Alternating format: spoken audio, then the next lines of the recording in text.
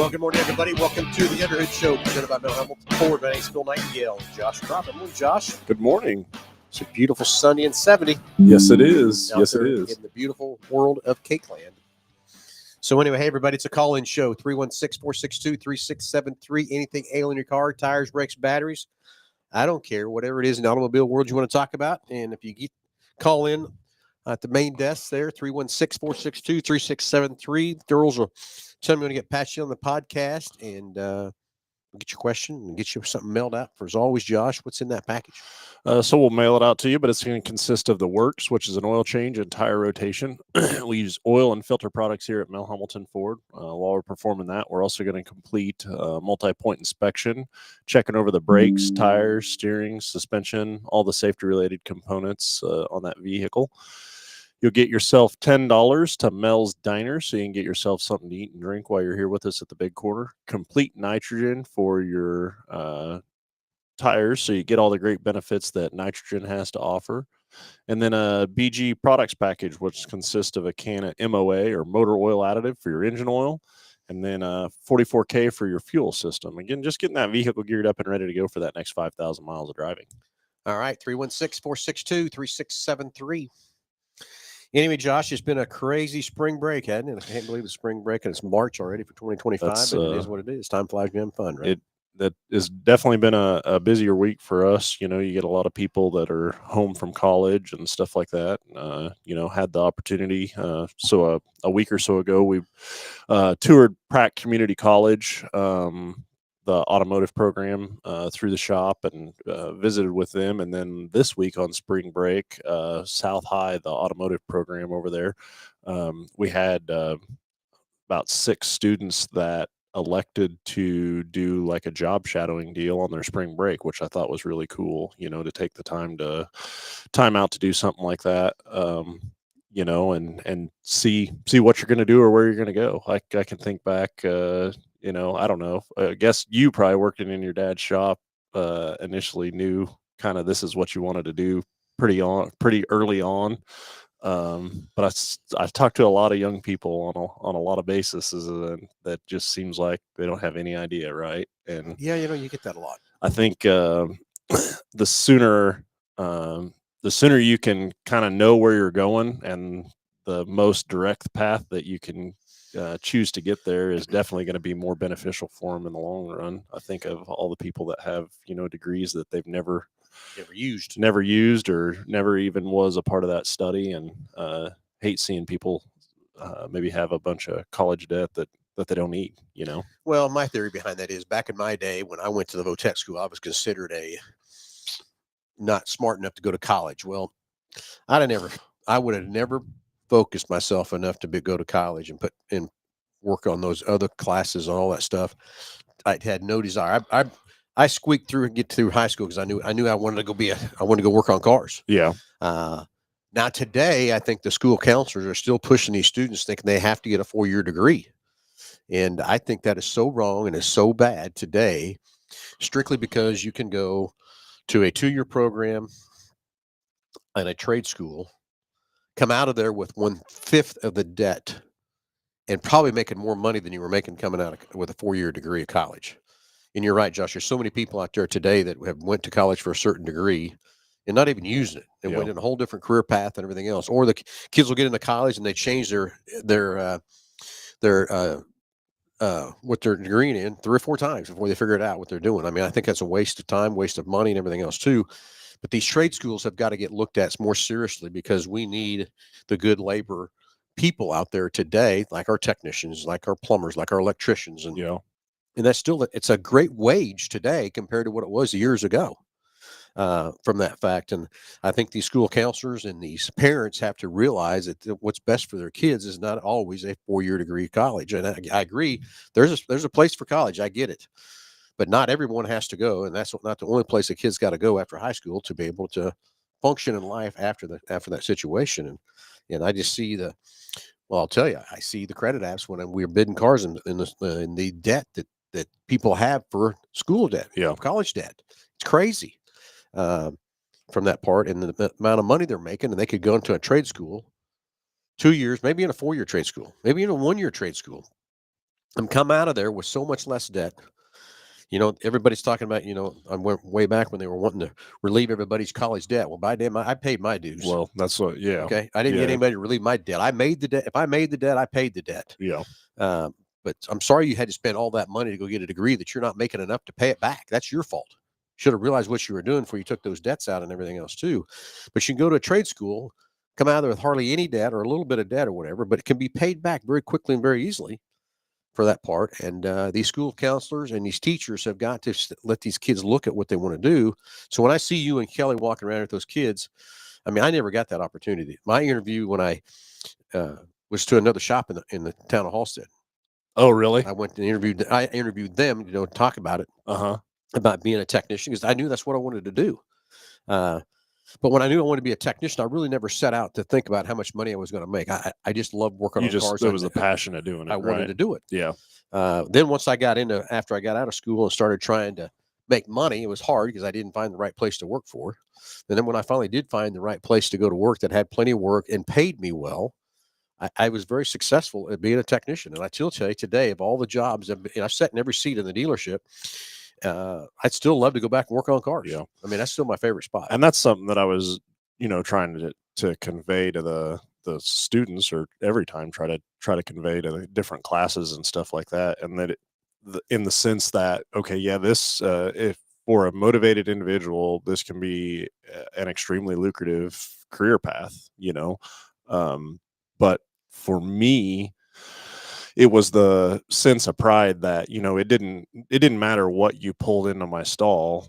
I knew that I could fix it. Right. And it may take, I may struggle with it, or it may take more time than what I would like to have done. But the fact that I knew that I could at some point get that vehicle fixed. And then if I struggled with it, I would learn something from it, so that the next time, I seen the same thing, it would be easier. Yeah, it would be much easier. Right. And so it was more of the sense of pride, and not to be, arrogant or anything like that, but it was just the accomplishment that it was broke and now it's not. And I'm the one that, that made that happen. Yep. And so to kind of have that sense of pride over it, it was, that's one of the things that I like about this industry. The other side of it is just, it's always changing. It's always evolving. Like, there's always going to be something different. There's always going to be a new product. There's always going to be a new way to skin the cat, so to speak. And I think back at just all the different of advancements. One of them asked about, the electric vehicle, and is that a really big change for the industry? And I was like, well, it is, but it's not. I think of different things that happen throughout the, time in history that has changed in the automotive industry, that I don't even think the average consumer even understands or knows that it took place or was a change. And one of the examples I made of that is like direct injected, and how much smoother it made the vehicles operate, and how much more fuel efficient it was, and stuff like that. And that, to me, that was a really big change that happened in the industry, but a common consumer would never even know that, that happened. Right. Yeah. Yeah. No, I get that too. Anyway, morning, Tim, Daniel, morning, Jeff. And Jeff wants to know, did I test drive the new Shelby? How's it compare to the one in the bubble? Well, no, I did not drive it. It's sold. It was sold before it got here. And I just don't feel, would I love to go drive it? Yeah, I'd love to go drive it. But I just, if that's my car and I'm spending that kind of money in a car, I don't want someone driving it either. When the car come off the truck, I sent a group text out to everybody that was going to touch that car. And that was one of my things in there. No one's driving this car. Please don't let me catch anybody trying to do anything stupid in this car. So no, yeah, I'd love to take it out, but this guy's coming Monday morning to pick it up. Has been here. I asked him to leave it here for a few days to show it off and stuff too, because that's our very first one. I do have another one coming. I have a white one with blue stripes on order. That would be my color choice, I think. Would it? Yeah. So I was looking at so then you can buy this next one. The white and black. It's definitely, they're pretty contrasting, but well, the first car I didn't get to pick anything. And then it's stickered stripes, right? Yeah. This one is, yeah. Yeah, it's sticker stripes. Do they do the painted on? I don't have Yeah. no idea, but this car, they basically the first round Shelby built a bunch of cars, and they called me and said, "Hey, we got this one. Do you want it?" And I said, "Sure, I'll take it." But I did get to order the white one. The white one we're going to get. I did get to order that one for sure. So not sure how long it's going to take before it gets here, but that white one's on the way. So anyway, that car's got a different sound to it, a different tone to it than my 500. But I don't know. I'd like to take them and run them. I think we might have a pretty. It's a little over. Mine's 760, and that one's 805. I think's what it is. But Oh, really? yeah, but I tell you what, you got to remember that Shelby is not a GT 500 Yeah. Shelby. It's just Yeah. they basically take a GT And then add all this stuff to it and turn it into a badass upfit it badass from car. there. Yeah. Yeah. It is good looking. It's got a good stance to it. I will say that. Does you know? that. Everybody's kind of wondering why they made the way they did it. Everybody thought I'd ordered a car with the white stripes and the gold wheels. I said, no, that's the package that they came up with. And I guess the guy he bought it off of a picture. Really? Yeah. So anyway, he's coming Monday to pick it up. He was going to come Thursday, and he had to go out of town for something like that. But I asked him to leave it here for a few days so we could show it off, and he's more than happy to leave it with us and that part too. So Corvette's leaving today too. Travis is coming up to pick the Corvette's been sitting here for a while. But saying, "What do you got that Corvette sitting in the showroom floor?" Well, it's because we work on everything and sell everything. But that car got a complete paint protection film wrap all over the whole car. He brought it. He always buys them and brings these cars to us and has us do that. That is a brand new Corvette, so I couldn't sell it to him. But he just wanted to do the front of the car, and after we started looking at the car and figuring out, where the body lines are, the body lines were at, and how much text, how much surface area that car's got, it just made sense to wrap that whole car. So it's you walk up to, you couldn't tell it's been wrapped. I would agree with that as well. Our guys did a great job of wrapping that car from that part. So morning, Jim Petty. Wonder where Mr. Petty's at. If he's in here in Wichita, if he's not driving somewhere. So yeah, that was another thing that we talked about is just the all makes all models side of things, right? And that as much as I think we would like to be able to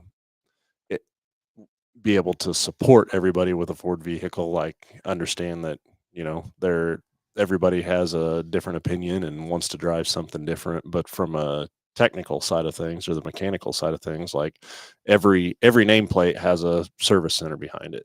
Sure does. They all break. They all need maintenance. They all need something. Mm-hmm. I still kind of remember up there when I was in Topeka working, and that was the service manager added. We were Pontiac Cadillac that we always going to work on, and I had to change his tune about that deal a lot because I told him, I said, independent garage, they don't work on just certain makes and models. They work on everything that comes in the door. We need to be that well-rounded verse. It took me a long time trying to convince him of that, working on everything and stuff like that too, because I want to be the one-stop shop for every customer that comes in here. I don't care what maker model they got. I don't care where they bought it or whatever. We're here to service it, take care of it. And I think we've got a good, well-equipped shop to do that. And I think we got all the tools to do that. Got all the information the techs needs to do that. So it doesn't matter if you bought it a Chevy or a Dodge or whatever. We're here to service it. And even when we sell a used car, I still have several people asking if we can work on it here. Yeah. It's not our make. So yeah, I wish I had some more time to spend with those kids. I'd love to talk. The other day, he wanted me to talk to the group, and I got crazy busy and stuff. But I would love to talk to them and share my journey and share my thoughts on why they need to get in this industry, because it's a great industry. And I tell you, that's one thing for sure is I haven't been one day without a job. You know that? And I think you could go just about anywhere in the world, right? And I don't know. I guess I can't speak much for other countries, but again, they've got vehicles and they break down, and you don't have to worry about getting laid off or nothing like that. 'Cause, people are still going to drive their cars and all that kind of stuff too. And speaking of that, I still remember I was just here just a few months maybe or whatever, and I walked in and everybody was kind of down and out and glooming. Oh yeah. Mm-hmm. And I said, "What is wrong?" They said, "Didn't you hear the news?" I said, "No, I don't watch the news. I don't listen to the news. It's negative to me, and I want to stay positive." And they rattled off some company had laid off 4,500 people. I said, "Oh my God, really? What's the?" Well, we're going to be dead for a year. It's going to take a year to get those jobs back, and we're not going to have any business in here, nothing whatsoever. And I walked up, I took them and grabbed them and walked out to the front of the building. It's still dark out, and as far as you could see down Kellogg, west of Kellogg, guess what we saw? Just traffic, just full cars. of traffic. I said, you know what? I feel sorry for that 4,500. Let's say it's 10,000 that got laid off. There's still 340,000 people in this Wichita metro area that's going to work somewhere Let's worry about those 340,000. We'll still have business and stuff like that too. But brings my point. Those people got laid off. Never been laid off in the dealership world because of that. There's always going to be a need for the dealership. There's always going to be a need, and as many as these manufacturers think they can go sell these cars without a dealership, good luck. Well, it's the service support that goes behind that, or even the sales support as far as that goes. People, I don't know, people always think or say that they don't want to haggle, but at the end of the day, what ends up happening every time, on a sales side of things, it's crazy. Yeah, exactly. Hey, 316-462-3673. Each and every caller who calls in is going to get a great prize package. You want to call in, have your opinion about these trade schools. Love to hear your thoughts on a 4-year college. I get why everything's out there. Everybody's different. Everybody needs a different education stuff, but love to hear your thoughts. 316-462-3673, and you get a great prize package about over $130 just for telling us your thoughts of what you think of a trade school versus a college, or college versus trade school, whatever it might be. There's pros and cons on all sides of every situation, and everybody's got to find out what their niche is, what's going to be best for them. So, and Benny Dick says good morning, and Tim Dana what loves to dance. Do you know the story about that? Very first time I met Tim, and he was coming in to trade in his car and get a new truck, and we went back and forth on 3 different trucks before we finally landed on one. Gotcha. Okay. And we were a little bit apart on money, and we stood out here in the parking lot with a handshake going in circles for probably 5 minutes before one of us gave in. I think Tim lost, though. I think Tim lost, not me. I think I won. You think so? I think so. So anyway, all right, Josh, what else can we? So we had our tire sale this last week. Yeah. So I drove behind the quick lane the other day. There was tires everywhere. There was. We kept the gentleman that. So we've got a company that comes in and picks up and disposes of all our used tires, and he was busy. In fact, there was a couple. It was a 4-day sale for one. Which is absolutely crazy in itself. But yeah, we were extremely busy. I felt like we did the absolute best job that we could on trying to get everybody taken care of and get them squared away in that short amount of time, for sure. But there was a couple days that he had to come a couple different times throughout the day to get rid of all the tires. So if you didn't know, we had buy 3 get 1 for $1. Yeah. And it was only for 4 days. Mm-hmm. Yep. So it's Friday, Saturday, and Monday and Tuesday. So it was definitely, but when it comes to the means of a sale, I think the consumer, that there's a lot of people claiming to have a sale out there, right? Here and there. And my wife buys it. It was on sale. Yeah. Everything's on sale. Everything's on sale. But truly, I mean, this was something that the next day it would have cost you the expense of that tire, for sure. So this was a true sale. We didn't mark these other 3 up to offset the cost, because here's why. We have what we call FDAF, which is Ford Dealer Advertising Fund. Thought on every new car we sell, a certain dollar amount goes into that fund, and then we use those dollars to advertise and promote Ford and everything else too. Well, the FDAF kicks some of those dollars in to pay for that 3rd tire. 4th tire is where that comes from. So we didn't mark anything up, didn't do anything else like that from that part. So it was really a true, honest, great sale. And like I said, I drove behind quick lane. I was headed to the warehouse, and oh man, did I see the tires stacked up back there. And the biggest thing in that is the the expense of these tires anymore, and what they cost for a set, but just making sure that everything else on the car is okay, right? Yep. That the alignment's good, that your all the suspension components are okay. Just so much more and more people, it's a gas and go situation, right? Well, I get it. These cars are so much more better than it used to be, but it's just like I've said many shows before. It took me a long time to get convinced to go from a 3,000-mile interval to a 5,000-mile interval. Now I get it. I understand it. But then again, Years ago, it was every 200 miles you're checking your car over because that's what it took to fill them up with gas, maybe put a quart of oil in, possibly most every time, and do all the stuff. Today, we can go 5,000 miles and pop in the hood. We got people driving 10,000 miles and they pop in the Yeah. hood, Mhm. which is crazy what we're doing to our cars and stuff. And just like last night, Kelvin was bidding the car. He said, "Phil, come out here and look at this." I went out there and there was a truck, and it had 14,000 miles on it, and the front tires were just gone. Not, I mean, on the edges, and all it amounts to, he didn't rotate them. And probably that 14,000 miles is all probably in town driving, turning, and everything when it Turning, happened. He just yeah. never rotated them and ruined those tires. He said, "Look at the back ones; they're brand new." I said, "I know, brand new, aren't they? Brand new." So that's just the thing we have to do. Is it's still every 5,000 miles or 5 months, whichever comes first. You need to let us have that car, let us go through it. And Josh, you talk more and more all the time about. I shouldn't say more and more all the time about that multi-point inspection. And I still remember back in the days when I was a tech and we started doing those multi-point inspections. Customers didn't want it done. Don't do it. You're just trying to sell me something. That wasn't the purpose behind it. The whole purpose behind it was to make sure we're checking your car over, showing you what's happening. And it took a while to get the consumer to understand that we weren't trying to just sell them something. We were trying to give them a good inspection on their car. And that, man, it's evolved into electronic inspection now. Electronic, and then even the video inspection, shooting videos and sending them to customers as well.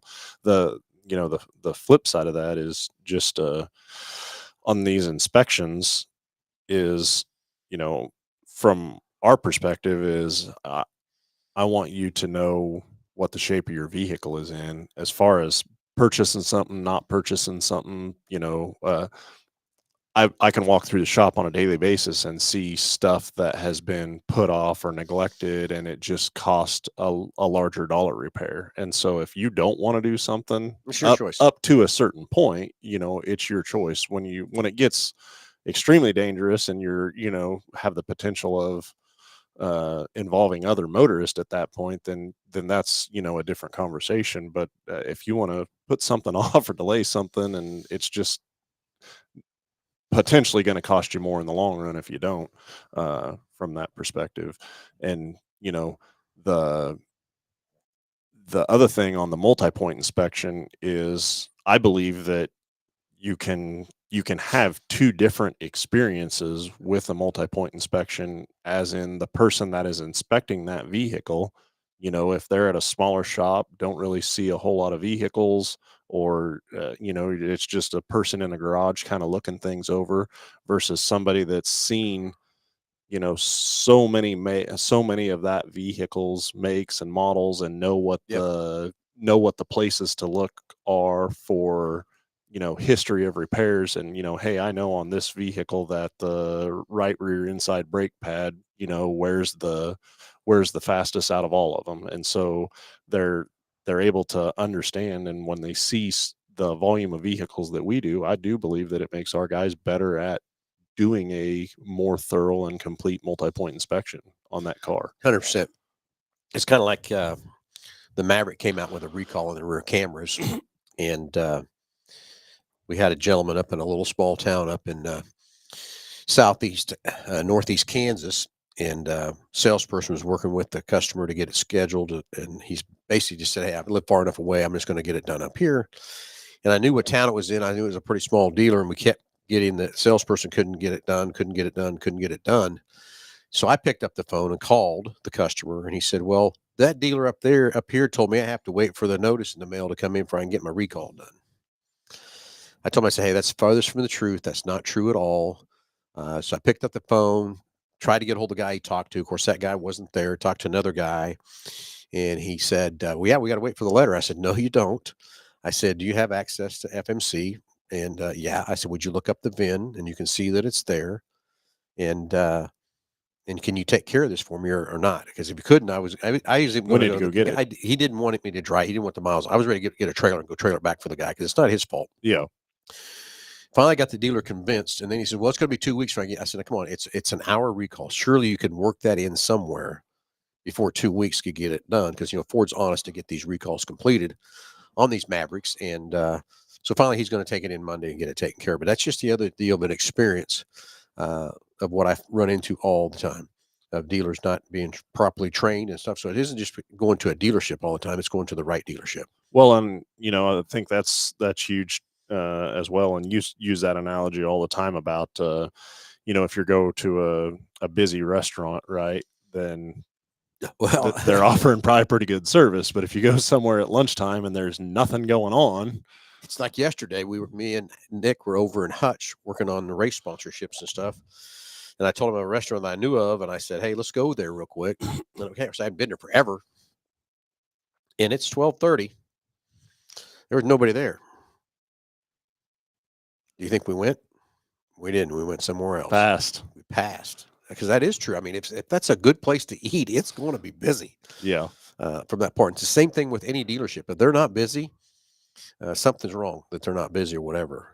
I'd much rather wait for a great food than sit down and eat some crappy food from that part. Yeah. So, same scenario here. That's what we try to do. We try to give you good service and get it as fast as we can. But the amount of volume we do here, it does take a little bit sometimes from that part. So, hey, 316-462-3673. Still looking for those callers to find out what you think of a trade school versus a college versus trade school, pros and cons from that part. Love to hear from you. 316-462-3673. Or anything in the automobile world you want to talk about, or say anything ailing your car, we love to hear from you too and fix you up from that part. So, hey, how about a new Expedition? We've got the training out here. It's already. They're finally started shipping them. I got the what they call the okay to buy. Okay. From Ford, and what that means they're shipping them. That means when they ship them, I own it basically. Okay. They invoice me for the car, and off they go. And that was Thursday night, I believe, that my rep called and said, "Hey, we got the okay to buy." That was one of my things I was going to do yesterday, and I got busy, didn't get a chance to. But this morning, I usually have a little bit of time. I can go in and see how many of those. We have about 30 of them built. Okay. So I'm sure what they do, they build a whole bunch of them. So then when they start shipping, it kind of floods the market a little bit, and it's not just getting onesie twosies out there as they come off the assembly line too. That part. But yeah, the okay to buy was Thursday, so they're coming. I can't wait. Yeah, we had the training obviously here on the showroom and stuff like that, and they've made quite a few changes to it. That console, I think, is probably one of the bigger ones. The dash is real big. Yeah, dash is the probably pretty tailgate's big. another one. It's really good too. Yeah, would agree with that. So what when we were out at the grassroots meeting, they showed a trimmer edition of that, but it's later, right? Like, no, I got one coming. Oh, do you? Yeah, I got a white one coming, and I got another one, the green that we saw. Yeah, got one of those. I've ordered one of those. That's coming. So yeah, it's they're on the way. Looks like Delbert's on the phone. Let's get Delbert on the line. See what's on Delbert's. We haven't talked to him in a couple of weeks. Yeah, we haven't. Anyway, we'll get Delbert on the line here. See what's on Delbert's mind. What's going on? I bet you money he's going to have an opinion of the trade school versus a college. You want to bet? Yeah. says I'll take that bet. I'll take that bet. All right. So anyway, we'll get Delbert on the line here. See what's on Delbert's mind this morning. Coming in hot from Oklahoma City. Good morning, Delbert. You're on live with Under the Hood. You there, bud?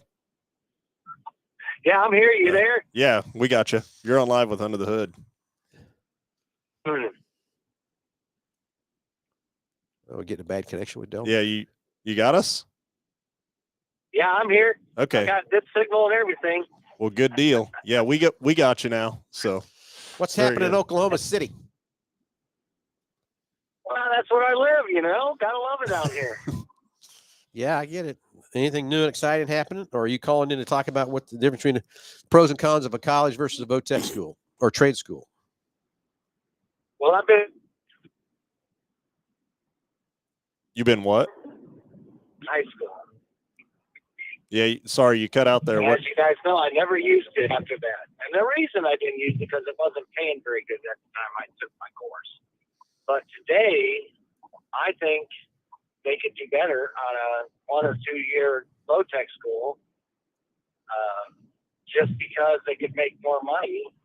And then if they wanted to, after that, they could go get some college courses, do a little bit at a time as they're working, making decent money. That's a good point. Take 4 or 5 years or whatever to get a 4-year degree or something like that. Yep, I get that too. Yeah. But I do believe it depends on the person how much they can actually do at one time, I'm a little slower. It took me years to get my degree. So yeah.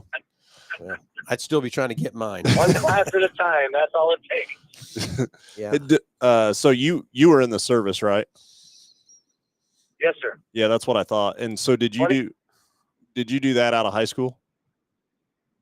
I did. I went to the Air Force right out of high school after my Voltec, and did 4 years, got out, took 15 years off, and then went back in 2001 as Air National Guard over there in McConnell, and did 18 years there. Was so for a total of 22. Was the purpose of joining the service to help pay for college or schooling, or? Well, that was part of it. I ended up going into fuel systems maintenance. So they called us tank rats. We were inside the fuel tanks. Were you when they gave you that assignment, was that what you were expecting to get, or you thought you were going to end up somewhere completely different? Well, short story is that my brother-in-law was doing the same job, and he talked me into going in. So I took gotcha. that same job. But it was a good job. I just wasn't really for me being inside those fuel tanks all the time. So yeah. I decided that I got out. When I got out, I went to school, did a little bit of classes, worked for Boeing there, and did some volunteer work with Sedgwick County EMS for many, many years, over 25. And then when Spirit Aero Systems laid me off, I went to work for the hospitals, Wesley, and then St. Francis, and then went to work for Mulvane EMS for 3 years. And then I got the emergency management job down here in Oklahoma City after I retired. After I retired. I was actually 1 month prior to retirement when I got hired down here. So very, very good. Yep. And I still bet if we weigh the odds out today in what a person would spend on a 4-year college, borrowing the money like most of them do, in the amount of money they pay back and the interest and everything else from that part, and then take a VOTEC school, yeah, and what they spend and where they're at, and then what they make coming out of the deal, I think you're going to be money made ahead. But I think it still goes back to one thing: you got to love what you do. Yeah, I agree with that. Yeah, exactly. Yeah, it's about having a career and not a job, right? No matter what that is. So no matter which way you go. So go ahead, Dick. Go ahead. I think the thing is you got to love what you do, but then again, there's people that need a desk job. There's people that can work with their hands or whatever. So everybody's different. That's why I said I'm not degrading a 4-year college. I know that needs to be there, but I just don't think these school counselors and these teachers need to be pushing these kids 100% that that's where they have to go when they get out of high school. They need to have options for these kids. For that is what needs to happen. And I don't think that happens enough. Maybe it's changing more now as we get more involved in some of this stuff too, but I just don't think that's the only path a kid has to have coming out of high school is a 4-year degree.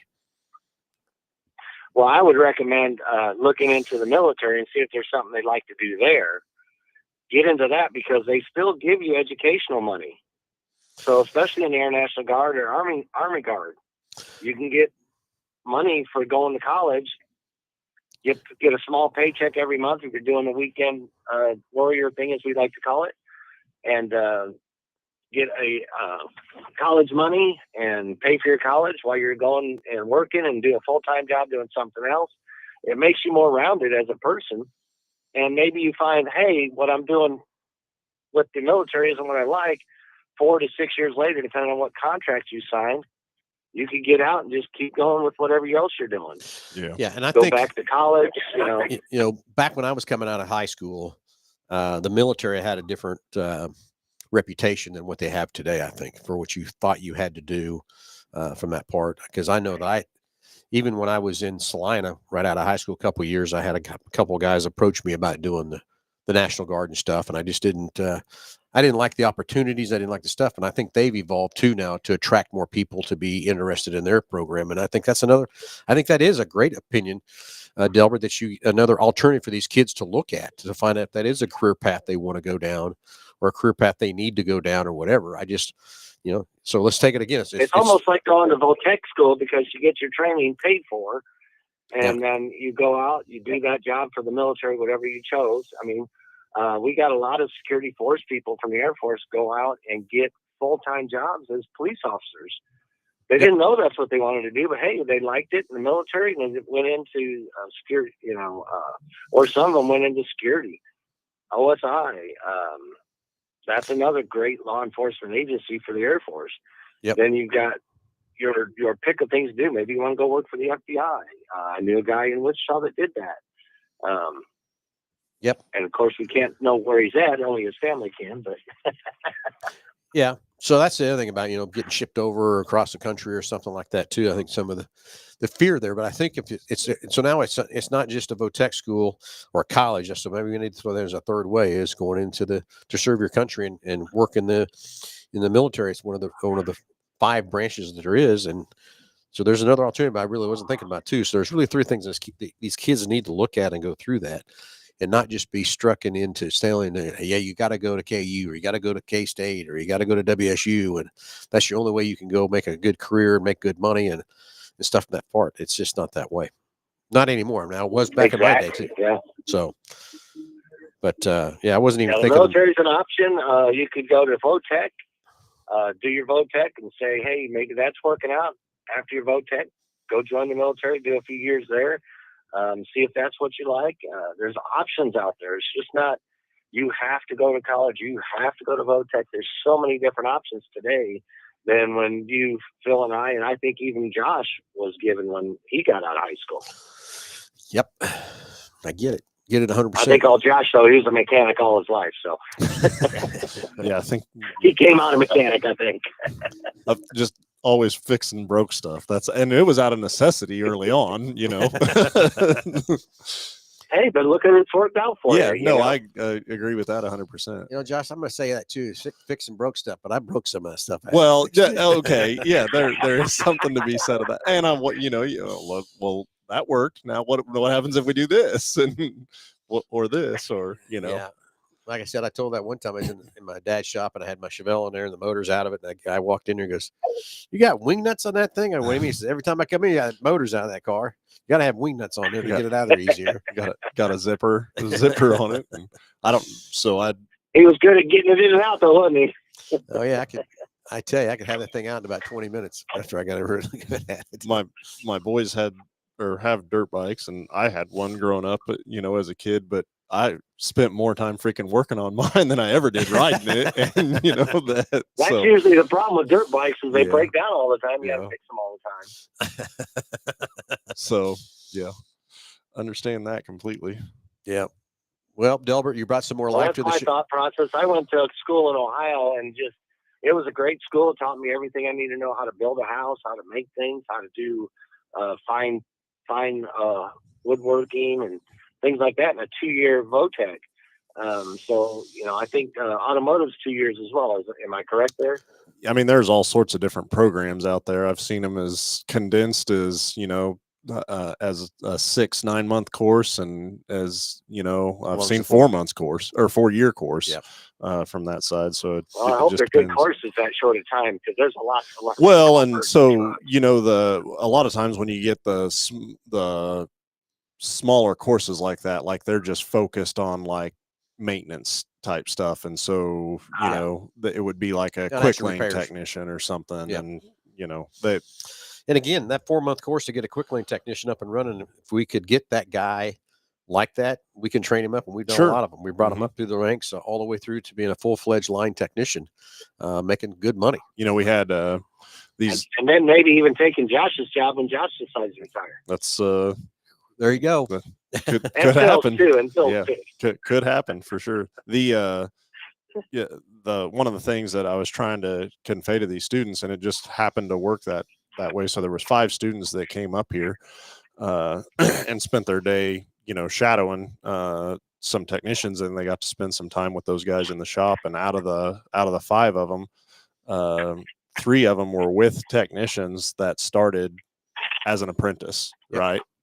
And so it was just kind of to show the path of progression, and that you can do this as just a desire to get into the industry, right? And I think a lot of people see this massive operation and think that there is a level of maybe professionalism or maybe a level of experience that you have to have before you would even be able to qualify for something like that. But in my opinion, I would rather take somebody that has the desire and will to want to work and want to learn and, go after it. And we'll train, teach, and coach them anything we need to do to get them to get the experience and the job portion of it.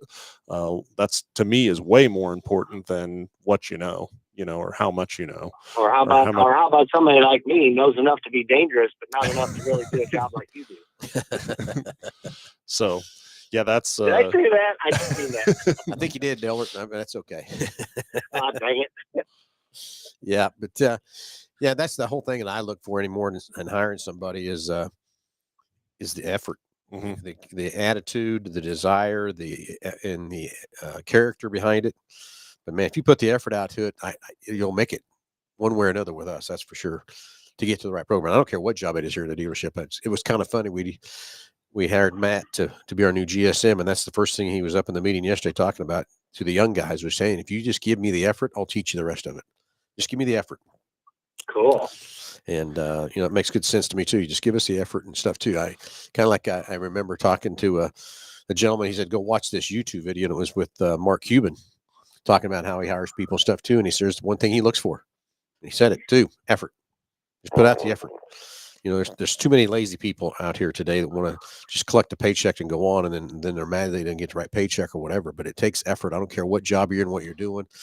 It takes a lot of effort to make it happen. It doesn't come easy. It was easy. That's exactly right. Yep. If it was easy, everybody'd do it, right, Josh? Agree. Yep. So, yeah. And I think I'm going to talk you two up a little bit because you make your jobs look easy, but I know you both have worked hard to get where you're at. So it's not just like you were given that opportunity. I mean, you might have been given the opportunity, but you made that opportunity the best. Yeah, I've been given several opportunities and stuff too that I didn't think I deserved, but I still remember when I became the first. And taking on that racetrack, Phil, that is a heck of an opportunity that you took on, and boy, I'm not sure you really think that was the best thing you should have done, but you're doing a great job at it. So well, keep up the good work there. Nick and I were over in Hutch yesterday, and we met with several companies, and on that side of the racetrack, it's last year I with the 1-year contract, I didn't feel good about going out and selling sponsorships because I really didn't think I had a good package or a product to sell. Now that we got a 3-year contract with another one after that, so 4 years basically, I feel good. I got a great product, and we do have a much better product. We got 12 races and some couple new sanction bodies coming in and stuff. And I sat down with a company over there yesterday, and that's the first thing they said was, we sat back and watched and waited and saw what you're doing. Now we want to be a part of it. And so far, the response over there has been fantastic.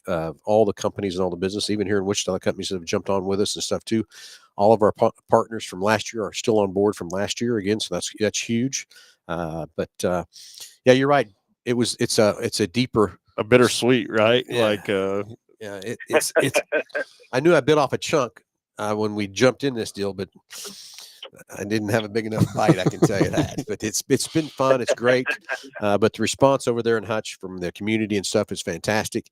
From that part, the amount of businesses that are jumping on board and want to jump on board. And the other thing is, the people have reached out to us. We haven't had to call everybody. Yeah.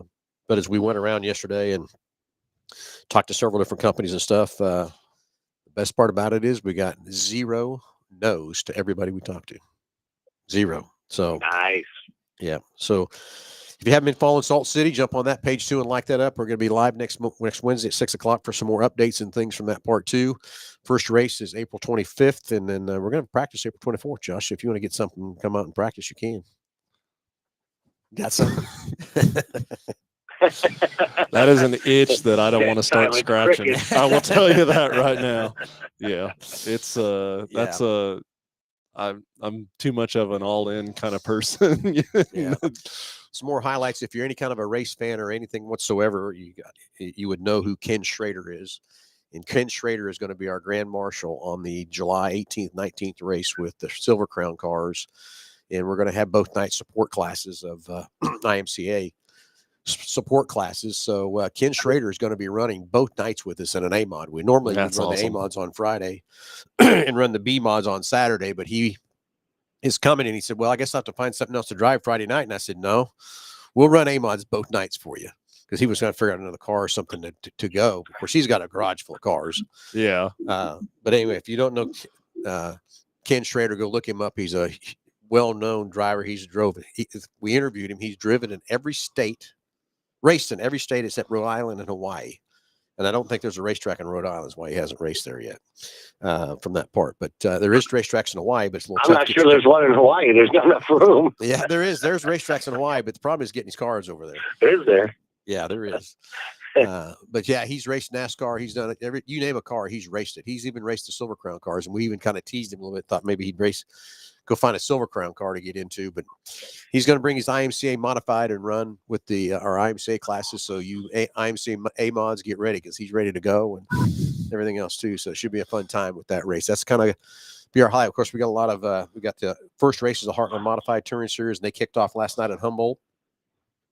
I couldn't stay up long enough to watch it. I was too tired. Everything else had to go.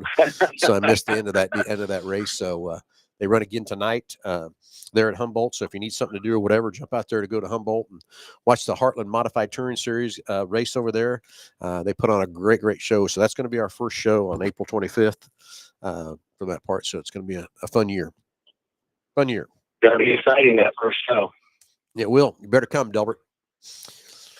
I'm going to try. I bet I know where you can get some tickets too. Okay.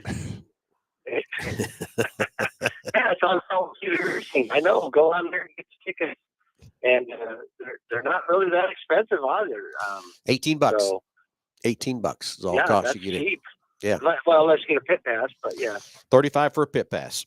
So that's still nothing, really. no, great That's entertainment a great price stuff. you guys got on there. Yep. All right, Delbert. Appreciate the call. We're running out of time already. Can you believe that, Josh? Time flies around. I know, you guys talking a lot. Yeah, exactly. So, well, Delbert, thanks for calling Have in, a buddy. great Saturday, folks. You too, buddy. You guys have a great Saturday, and don't forget that I'm on YouTube as well. Everything Changes 23. Everything Hit me Changes up. 23. Everybody go like that for Delbert.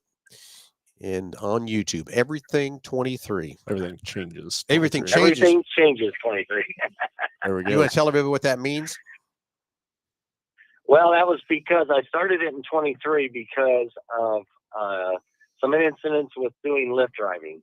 So they can go check those out, see what's going on there. I've done some work on we're working on an El Caballero 1978. We're totally restoring it from the frame up. And we've got the frame done, the motor done. We've got it all installed. We've got it back in the body. And coming up next will be body work. Finishing up getting all the wiring in and all that and getting the body work done and the interior. Okay. So hopefully soon we'll have that ready to go. We're going to have first start sometime next month, which is why I'm not sure I can make that 25th. That's the reason. So I got you. Trying to get that thing ready to start. Very nice. We've got people coming from all over the country to help us on that day to promote it starting. So that's very cool. Everybody tune in. Everything Changes 23. Yep. Yes, sir. Thank you so much for watching in advance. All right, like, buddy. share, subscribe, including the Mel Hambelton Fords. There you go. Go like, share, subscribe them too. Exactly. So, gentlemen, have a great day. We'll talk to you next time. You too, buddy. Bye. All right, everybody. It's been a great show. Been fun. Hope we gave you some good entertainment, some good advice, whatever it might be from that part. But I need to go sell some cars, Josh. We do. Gotta go fix a few happen too, right? Yeah. So, hey, everybody, tune in Wednesday, 6 o'clock under the Salt City Racing live updates on the racetrack going on over there at Hutchinson. Nick and I got a lot of things to talk about again, a lot of more updates and sponsors and things to give out credit to for helping us keep that racetrack alive over there for this next year, for the next 3 years. And then tune in next Saturday at 9 o'clock live. And Josh, I hate to tell you, but you're going to find somebody to fill in next Saturday. I'm going to be racing. There we go. Or if I have to, I guess I take my headsets and tune in off my laptop too, from the hotel room or whatever it might be. Make it happen. Everybody have a great Saturday, and we'll talk to you soon.